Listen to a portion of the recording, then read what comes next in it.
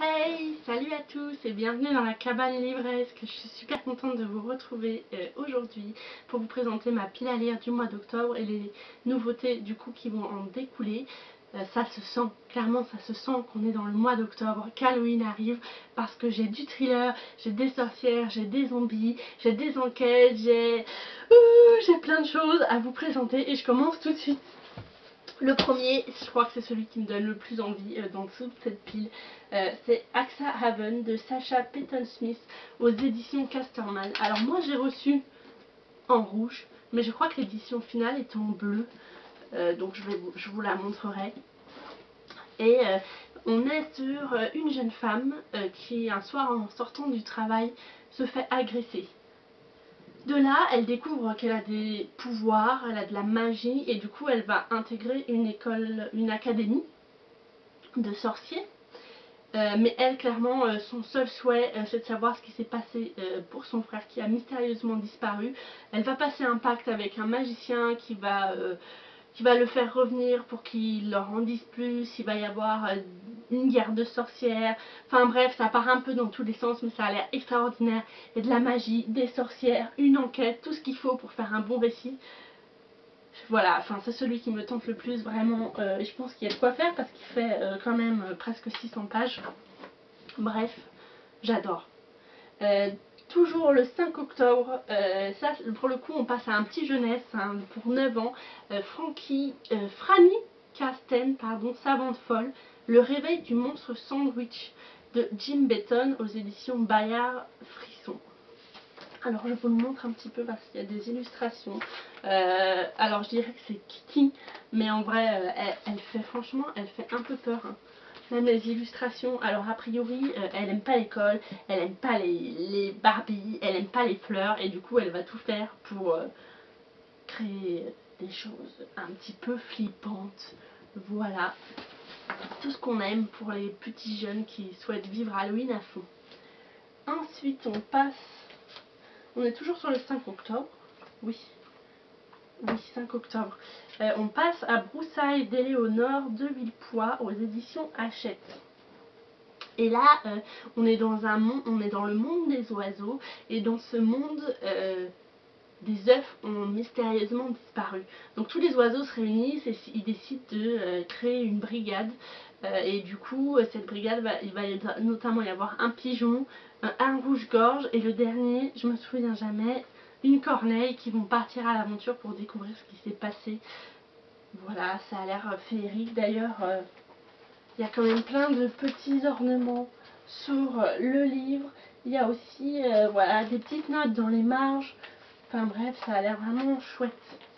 Puis le monde des animaux, on n'a encore jamais vu en livre, donc pourquoi pas. Ça donne envie en tout cas d'y aller.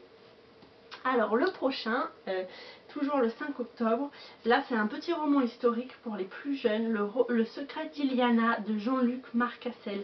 C'est une jeune fille qui est en vacances chez sa grand-mère, je crois, et elle va croiser un fantôme, donc forcément elle va commencer à enquêter, et cette enquête va littéralement, mot pour mot, l'envoyer à la Seconde Guerre mondiale, où elle va rencontrer une jeune fille avec qui elle va se lier d'amitié. Sauf que cette personne est juive et du coup la période actuelle n'est pas vraiment faite pour elle, donc il va se passer plein de choses et leur amitié va peut-être sauver cette jeune fille. Voilà. Alors ça, je pense que ça va être la sortie du mois, vraiment très très attendue. Métaux, ils sortent une suite à leur trilogie de base, Métaux d'Yves Grevet aux éditions Syros, une série qui avait très très bien marché. Alors moi malheureusement je la connais pas, donc je vous avoue que celui-ci me donne pas trop envie, mais a priori ça se passe plusieurs années après et on peut le lire sans avoir lu la première trilogie, donc ça serait un deuxième cycle. Et on retrouve du coup dans ce livre-là le personnage principal, Métaux, sauf que ce coup-ci, sa sœur a été kidnappée et les ravisseurs vont lui demander de passer un marché s'il veut sauver sa sœur. Donc forcément, il va accepter et il va se retrouver en zone noire. Je n'en sais pas plus sur la zone noire. Sûrement que si vous avez lu la première trilogie, oui. Mais du coup, peut-être que ça me permettra de me donner envie de lire cette trilogie et d'en découvrir plus. Voilà, donc pourquoi pas. Je sais pas encore si je vais le lire, je vous avoue, mais on verra bien. Mais je pense que ça va être une sortie très très attendue. Voilà.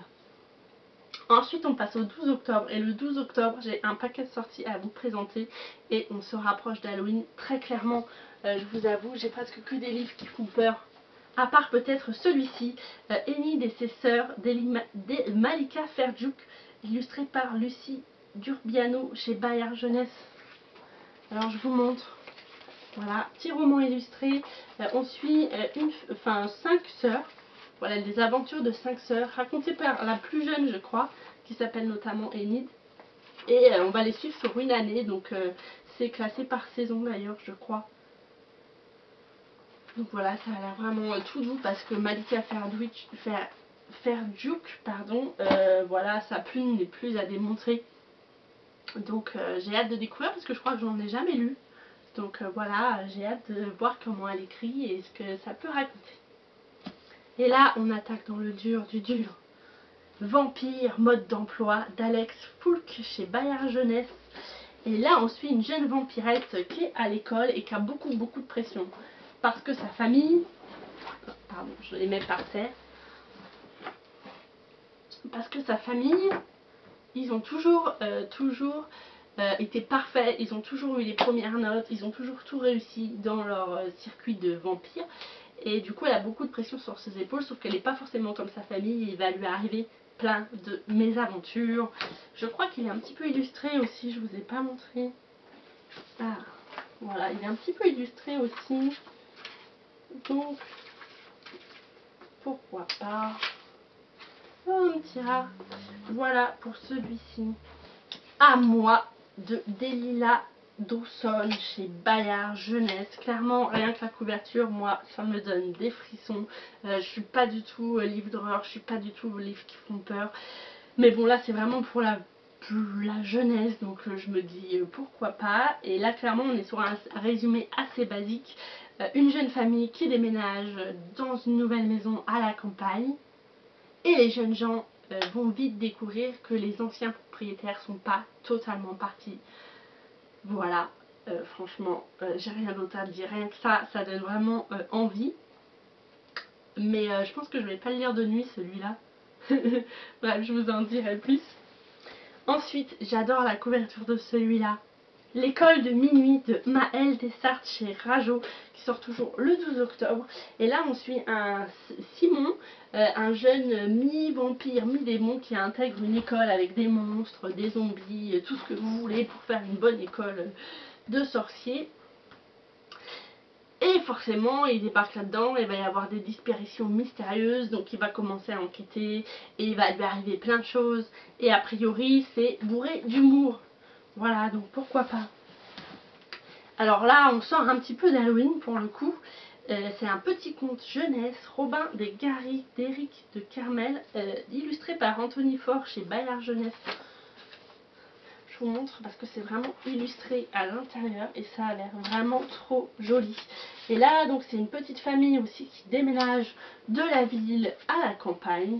Et ce jeune garçon va vite devenir le gardien de la nature. Et donc vraiment fable écologique. Ça a l'air d'être un livre qui fait du bien, ressourcement. En plus sur la couverture il y a un petit renard. Bref, je vote pour. On en a vraiment besoin. Donc voilà. Ensuite, on retourne avec les livres qui font peur, avec Le buveur de lait du crépuscule de Pascal Rutter chez Didier Jeunesse. Et là, c'est un jeune garçon qui adore les livres et qui passe tout son temps à la bibliothèque. Et un soir qu'il s'endort sur place, il est réveillé par une sorcière qui jette des sorts sur les livres. Sauf que lui, il adore les livres, donc il n'en est pas question. Et du coup, il va essayer de mettre en l'air les plans de la sorcière pour détruire la bibliothèque. Voilà, on adore, moi j'adore, à voir ce que ça donne. Le suivant, La semeuse d'effroi. Alors je trouve que la couverture est pas très jolie, surtout c'est destiné a priori aux plus grands, aux vrais adolescents. Éric Sénabre aux éditions Didier Jeunesse. La semeuse d'effroi, mais je crois que je vous l'ai déjà dit. Oulala, je commence à me répéter, ça ne va plus du tout. Une jeune fille ses parents sont décédés, donc elle est recueillie par son parrain, sauf qu'un soir son parrain est emmené par la police et il se retrouve en prison, et elle se retrouve du coup dans un orphelinat vraiment lugubre, et ce seul échappatoire c'est de monter sur les toits et de partir dans la nuit dans la ville, et elle décide de mener sa propre enquête et de trouver qui sont les vrais, ce qui s'est passé, et d'essayer de faire libérer son parrain de cette prison. Ça a l'air un peu dans l'esprit de Fantomette. Donc voilà, à voir aussi ce que ça donne. Alors, toujours sur le 12 octobre, La forêt des disparus de Jeune Fur aux éditions Bayard. Regardez la couverture. Non mais franchement, regardez le travail éditorial, moi j'adore, enfin rien que ça me donne vraiment très très envie. Et là on est plutôt sur une ambiance coréenne, hein, clairement. Et on suit une jeune fille dont le père est parti enquêter sur de mystérieuses disparitions.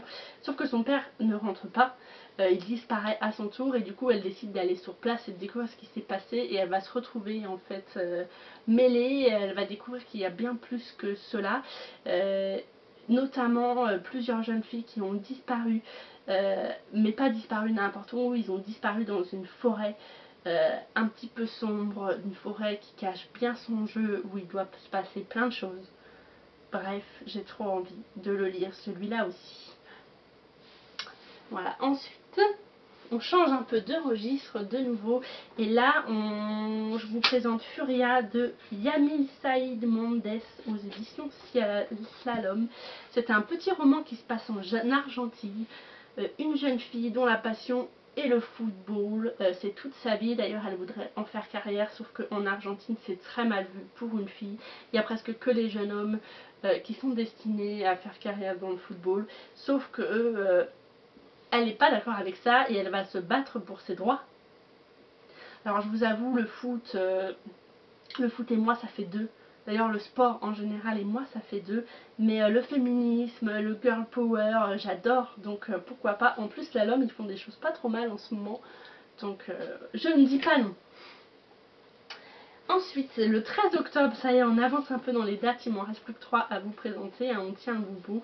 Et là, c'est L'éveil d'Erika Strange de Cassie Gustafson chez Pocket Jeunesse.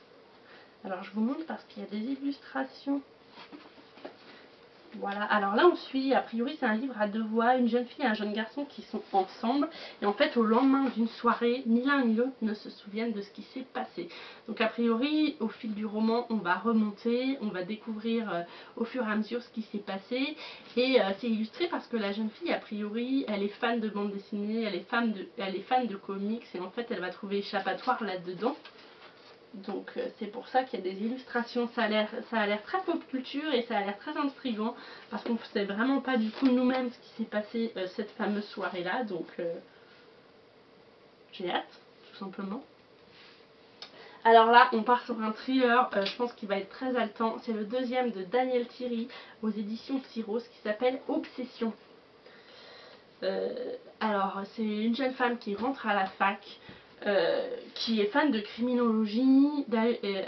Son petit ami d'ailleurs a disparu mystérieusement il y a 2 ans. Depuis, voilà, elle fouine un peu et elle s'interroge jusqu'au jour où, en pleine amphi, un jour elle se retourne et elle le voit au fond de la salle.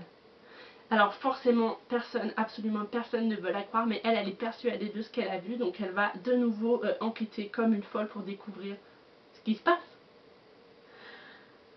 Regardez la couverture, ça donne des frissons. Et enfin, le dernier de Licia Troisi, Les enquêtes de l'impossible de Chirajo. Et là, c'est deux copines, deux meilleures amies qui sont très proches l'une de l'autre, sauf que l'une d'elles va disparaître. Donc la deuxième, elle veut pas pleurer dans son coin, elle veut vraiment enquêter et faire quelque chose. Et elle va décider pour ça de demander de faire appel à Zoé. Sauf que Zoé, voilà, elle est un petit peu étrange, elle vit dans un manoir, elle a un majordome qui fait vraiment peur, mais il n'est pas question de ne rien faire, elle va sauter le pas et aller dans ce manoir. Et là, je crois qu'il y a aussi quelques illustrations, je vous montre les premières, mais là notamment le manoir, le majordome. Bref, un bon petit roman pour clôturer ce mois d'octobre d'Halloween. Clairement, si vous ne l'avez pas ressenti, je ne sais pas quoi vous dire. Bref, voilà, vous voyez, je les ai comptés tout à l'heure, j'en ai 17. Et encore, je ne vous ai pas présenté les albums jeunesse et les bandes dessinées, parce que sinon, on n'avait pas fini la vidéo. Je sais pas comment je vais faire pour lire tout ça, surtout que je pars en vacances 2 semaines et que j'ai vraiment envie de profiter, de randonner, de visiter les lieux où je vais aller. Donc je ne sais pas. Mais c'est un challenge et j'adore les challenges. En plus il y a pas mal de petits et de romans vraiment pour les plus jeunes. Donc je me dis qu'au final ça peut quand même être vite lu. Mais voilà, de toute façon je vous tiens au courant à la fin du mois. N'hésitez pas à me dire s'il y a des choses qui vous tentent, si vous attendez des sorties sur ce mois-ci. Voilà, je serais ravie de partager avec vous. Je vous dis à bientôt et je vous fais des bisous dans la cabane.